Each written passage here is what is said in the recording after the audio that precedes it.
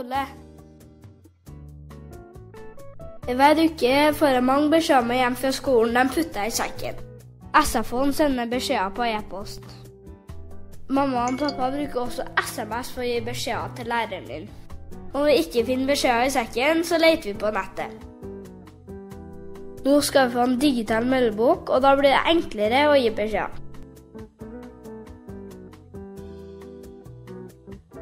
Så hvis jeg får feber, så kan pappa bare gå inn på meldeboka, klikke på at jeg vil bort fra skolen, så ser læreren her på jobb. Meldeboka kommer snart til din skole. Tommel opp! Last ned appen eller bruk meldeboka på nett.